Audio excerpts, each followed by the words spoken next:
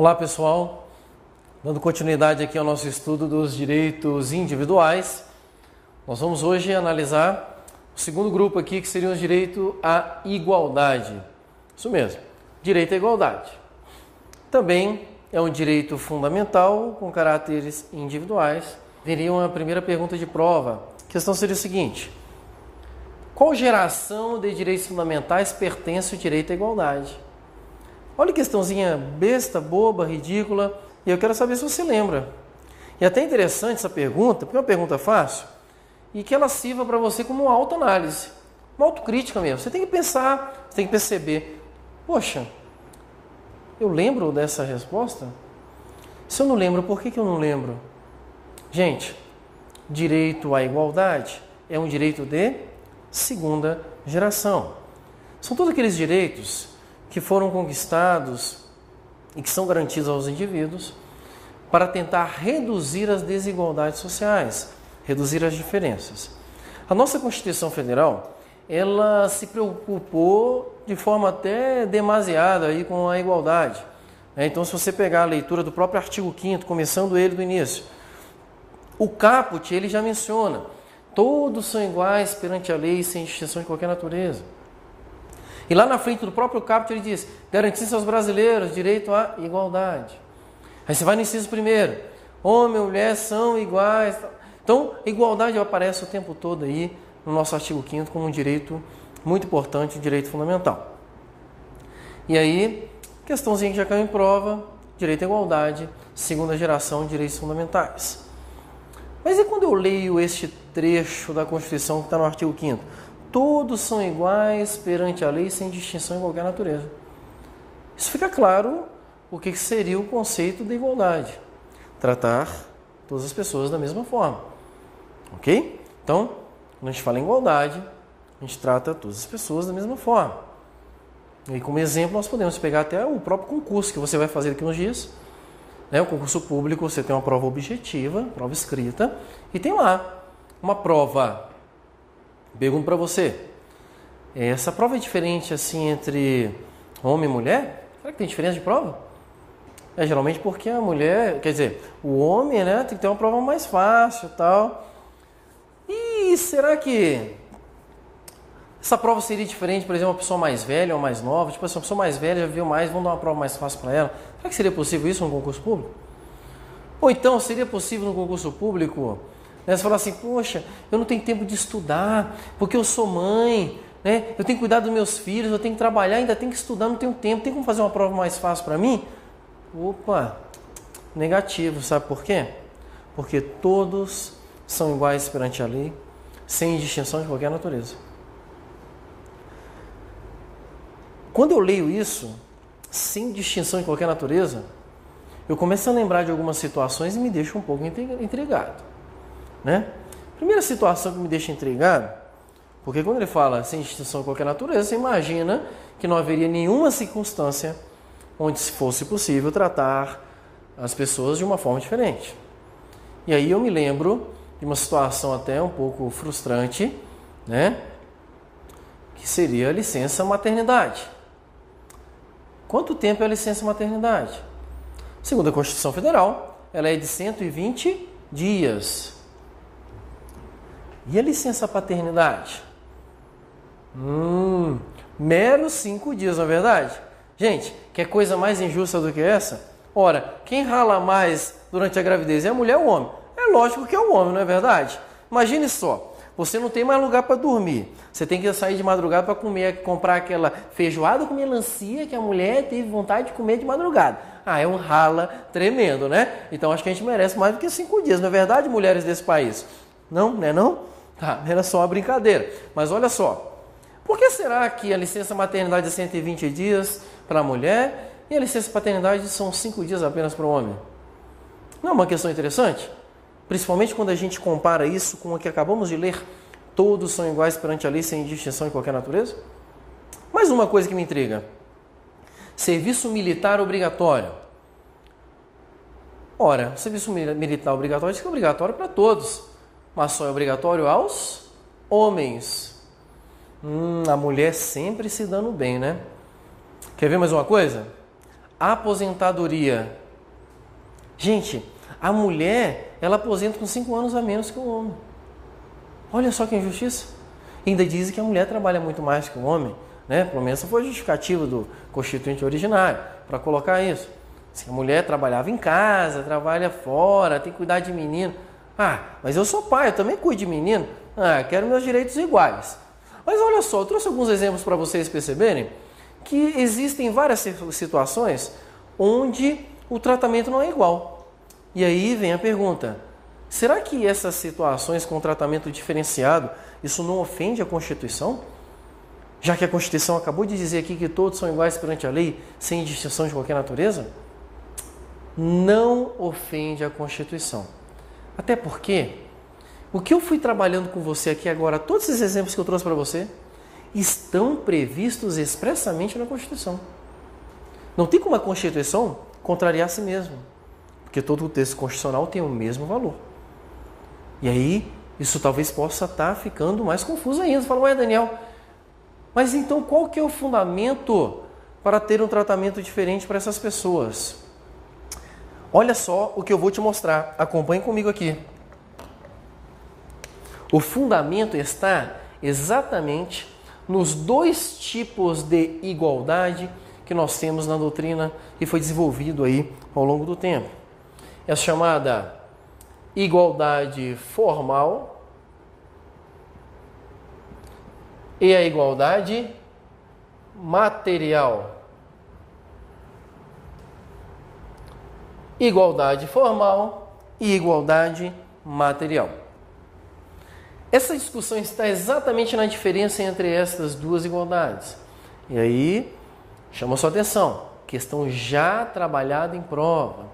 Então, o que é igualdade formal? Gente, igualdade formal é aquela igualdade jurídica.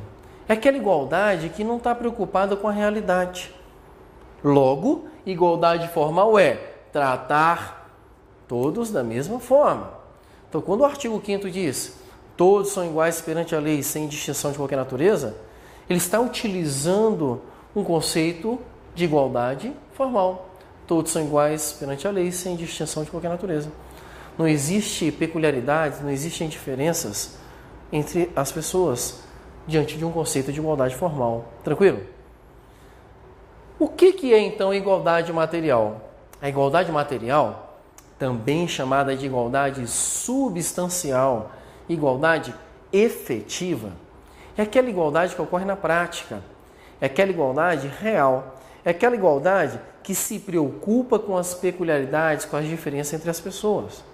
Então, para se definir igualdade material, a doutrina desenhou uma pequena expressão que traduz assim com perfeição, que é o seguinte: igualdade material é tratar os iguais com igualdade e os desiguais com desigualdade, na medida de suas desigualdades. Repetindo, igualdade material é tratar os iguais com igualdade e os desiguais com desigualdade, na medida de suas desigualdades. O que é isso? Esta é uma igualdade que se preocupa com o que de fato existe, com a realidade. Porque algumas pessoas estão na mesma situação.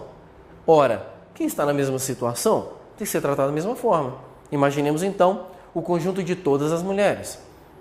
Todas as mulheres têm o direito de licença maternidade de 120 dias.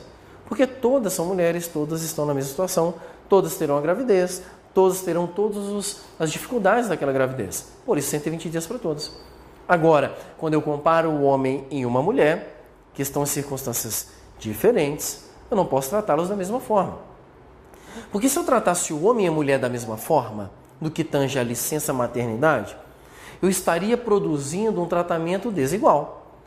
Ora, a mulher, é lógico que tem uma dificuldade muito maior que o homem durante a gravidez.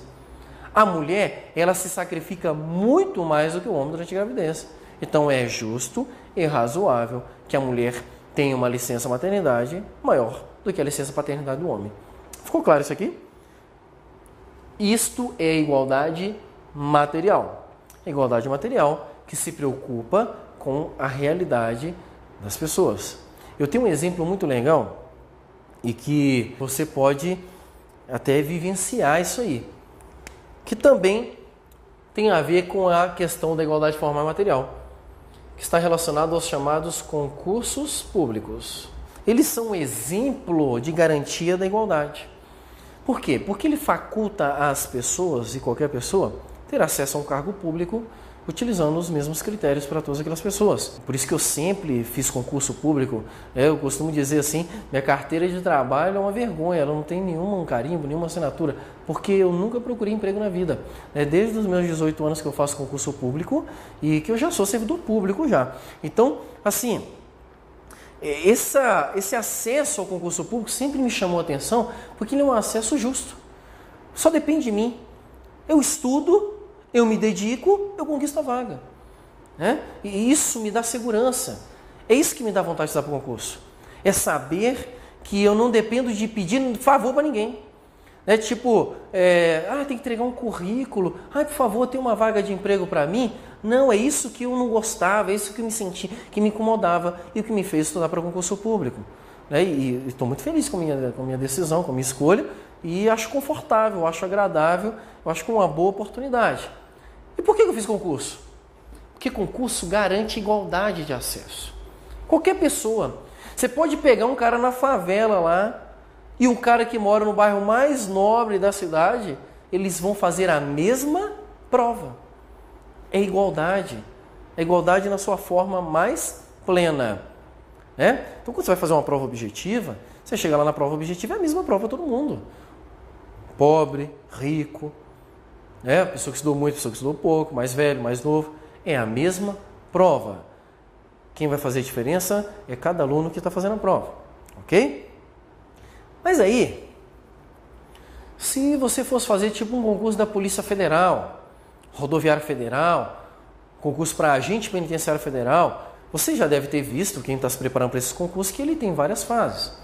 E uma das fases que existem lá é a chamada fase de prova física. Prova física. Então, eu já te dou a dica.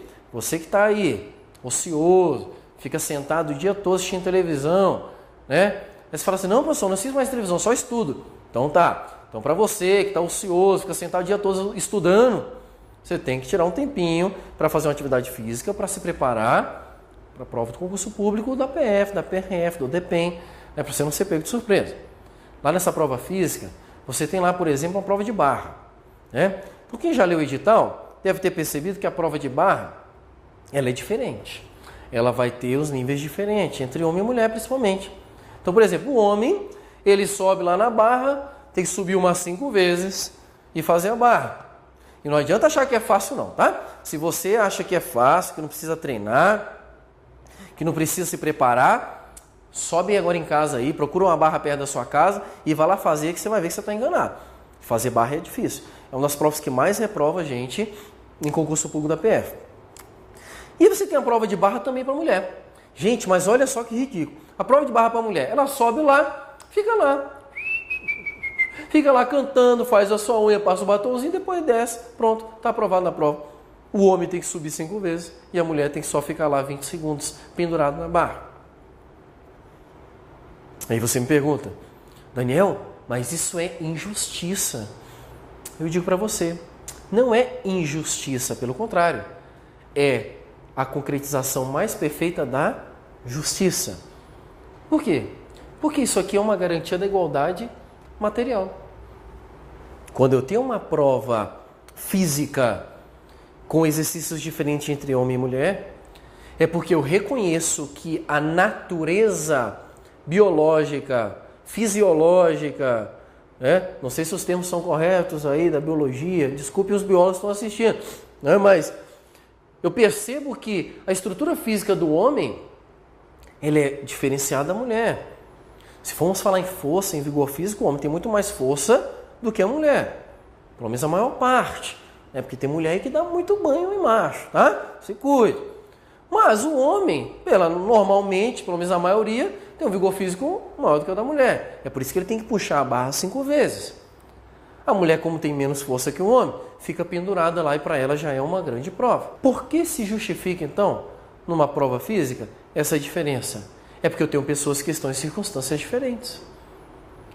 Todas as vezes que eu encontrar pessoas que estão em circunstâncias diferentes, eu não posso tratá-las da mesma forma. Eu tenho que tratá-los de forma desigual. Eu pego os diferentes, trato de forma diferente. É assim que eu produzo a verdadeira igualdade material. Outro exemplo que está presente no nosso dia a dia na vida aí é o tratamento que se dá aos portadores de necessidades especiais. Os portadores de necessidades especiais, e aí nós podemos pegar o exemplo de um tetraplégico, um paraplégico, um cadeirante. Isso qualquer pessoa pode reconhecer, a vida para ele é muito mais difícil.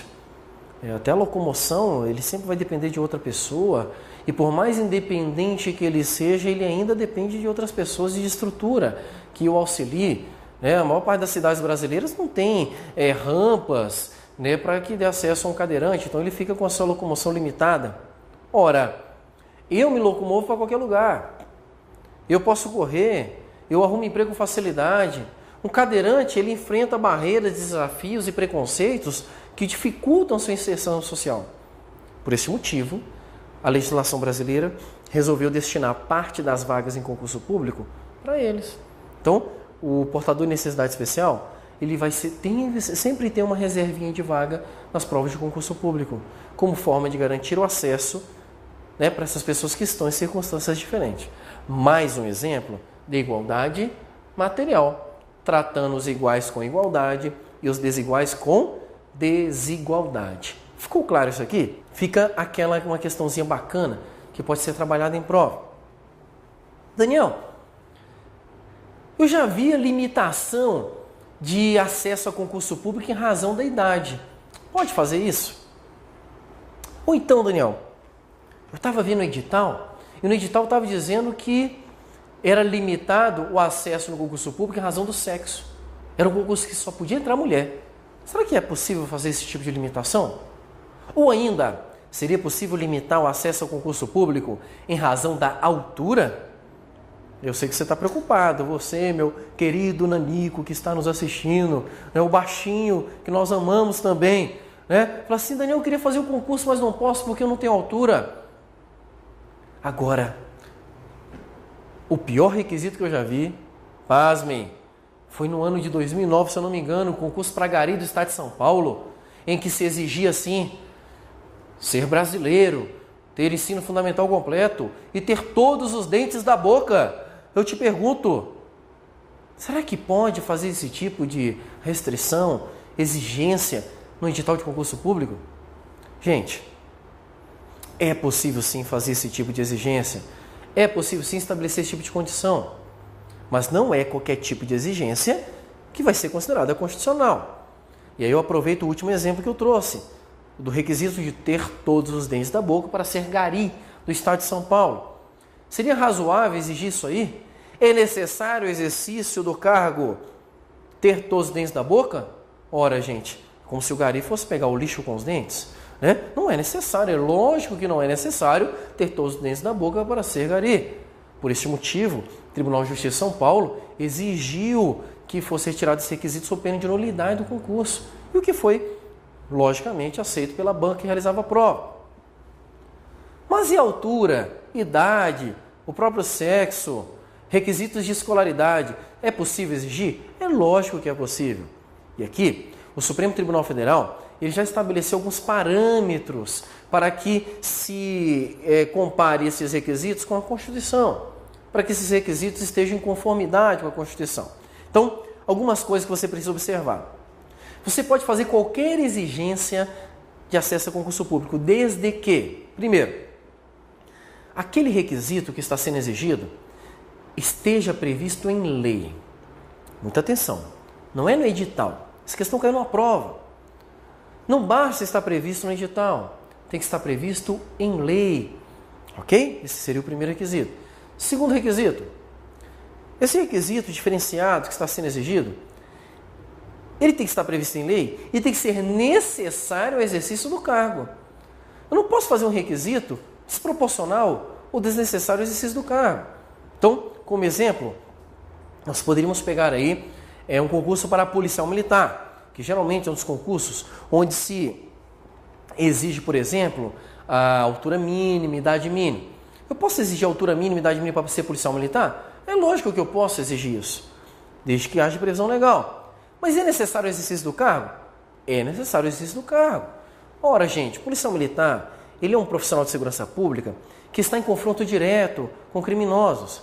Imaginemos se não tivesse altura mínima e entrasse, com todo respeito aos meus baixinhos que estão nos assistindo, imagina se entrássemos aí um policial com 1,40 m de altura, né? Mais ou menos desse tamanhozinho assim, e aí ele chegasse lá e falasse: parado, polícia, vagabundo, mão na cabeça.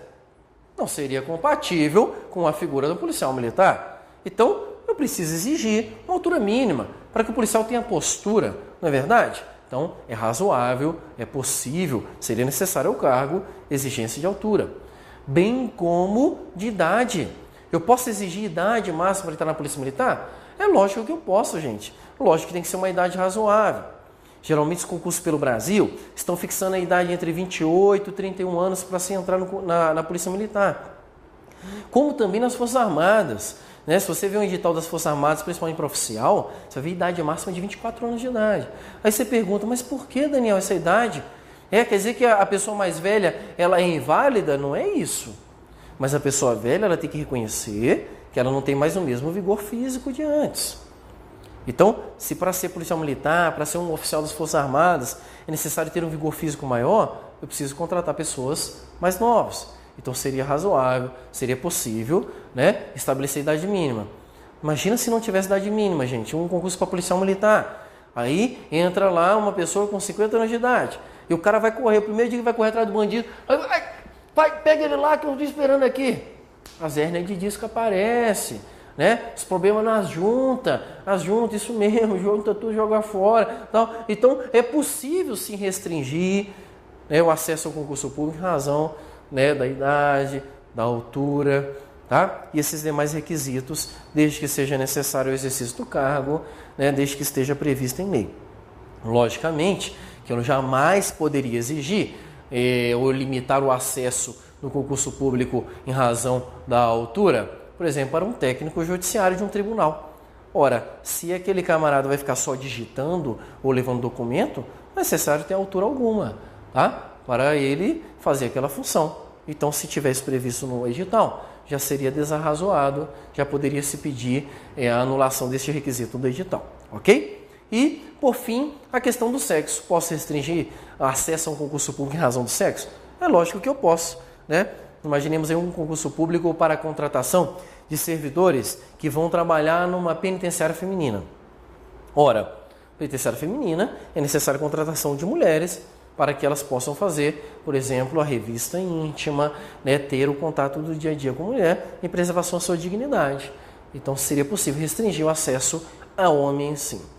Ok? Então, pelo que nós vimos aqui, é possível restringir o acesso ao concurso público em razão de vários critérios, desde que esses critérios sejam razoáveis, proporcionais, sejam necessários ao cargo e estejam previstos em lei. Ok? Um último tema aqui, uma última discussão, dentro do direito à igualdade, diz respeito, né? E aqui é uma coisa até interessante. Imaginemos que você faça um concurso em que tenha uma prova de redação. A maior parte dos concursos hoje estão exigindo. E que o tema da redação fosse esse aqui. Disserte sobre ação afirmativa.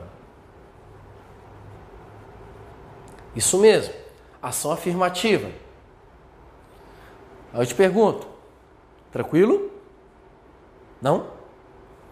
Agora, como o examinador sabe que você pode ter dificuldade em saber o que é uma ação afirmativa, ele te dá uma dica, fala assim, olha, para te ajudar, a ação afirmativa é igual a discriminação positiva. Melhorou? Ainda não? Pois é, é um tema que já foi cobrado algumas vezes em prova de concurso público e que pode cair na sua prova. Ação afirmativa e discriminação positiva. Você nunca ouviu falar disso? Você quer ver que você conhece? Às vezes não com este nome. Quem já ouviu falar em cotas nas universidades para os negros e pobres? Ah, isso aqui você já ouviu falar? Pronto. As cotas nas universidades são espécies de ação afirmativa. Ação afirmativa e discriminação positiva são sinônimos. Eles têm o mesmo sentido. Mas o que é uma ação afirmativa? Ação afirmativa são políticas públicas de compensação dirigidas a minorias sociais, grupos dentro da sociedade que por algum motivo histórico eles possuem uma desvantagem em relação ao restante da sociedade. Então, as ações afirmativas, que é um tipo de instrumento para tentar corrigir essas distorções sociais, ela foi criada nos Estados Unidos. E quando ela foi criada para tentar diminuir as desigualdades entre brancos e negros, principalmente naquela época do racismo exacerbado naquele país. E que o Brasil acabou importando esse instituto jurídico para tentar adaptar a nossa realidade. Então nós temos ações afirmativas das diversas formas no direito brasileiro. Por exemplo, nós temos ações afirmativas dirigidas aos portadores de necessidades especiais. Quando a Constituição reserva a vaga em concurso público para um portador de necessidade especial, ela o faz em garantia ou em observância à ação afirmativa. Ainda nós temos ação afirmativa, por exemplo, para mulheres.